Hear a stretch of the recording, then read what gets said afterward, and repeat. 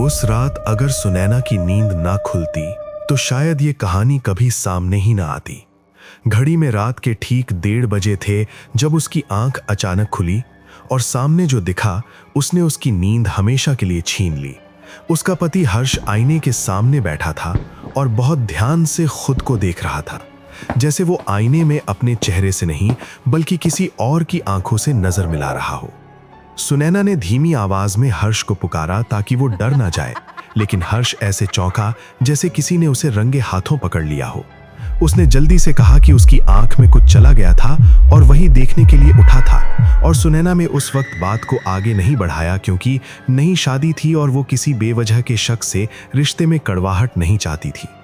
कुछ दिनों बाद एक सुबह जब सुनैना की आंख खुली तो हर्ष बिस्तर पर नहीं था।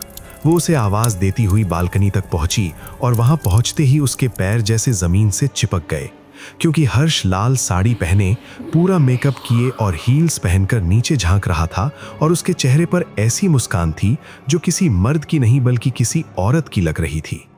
सुनैना ने घबराकर हर्ष का नाम लिया, लेकिन जो पलटा वो उसका पति नहीं लग रहा था और औरत जैसी आवाज में उसने कहा कि वो हर्ष के साथ घूमने वाली थी और सुनैना हर बार आकर सब खराब कर देती है।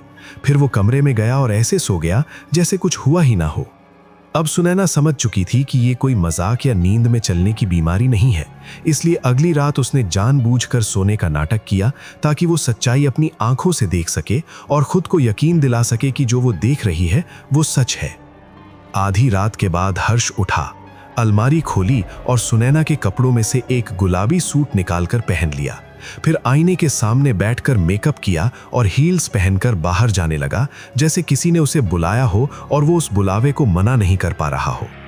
जब सुनैना ने डरते हुए पूछा कि वो कहाँ जा रहा है तो हर्ष ने गेट बंद किया और पलटकर उसका गला पकड़ लिया और उसकी आवाज अब बिल्कुल बदल चुकी थी जब उसने कहा कि ये उसका और हर्ष का समय होता है और अगर फिर रोका गया तो वो उसकी जबान काट कर खा जाएगी। अगली सुबह हर्ष बिल्कुल सामान्य था और ऑफिस जाने की तैयारी कर रहा था जैसे रात में कुछ हुआ ही ना हो। लेकिन सुनैना अब जान चुकी थी कि उसके पति के भीतर कोई और है जो रात होने का इंतजार करता है। उस रात चाचा जी ने भी वही देखा जो सुनैना देख रही थी, हर्ष का बदला हुआ रूप और वही हिंसा। और इस बार उसने सुनैना को घसीटकर रसोई की तरफ ले जाने की कोशिश की और कहा कि आज उसकी रोक टोक हमेशा के लिए खत्म कर दी जाएगी। एक तपस्वी को बुलाया गया जिसने हर्ष को देखते ही कहा कि उसके भीतर कोई औरत नहीं बल्कि एक भूखी आत्मा है। और जब उसका नाम लिया गया तो हर्ष का शरीर कांपने लगा और उसकी आंखों से आंसू निकल आए। हर्ष बच गया और उसकी शादी भी बच गई।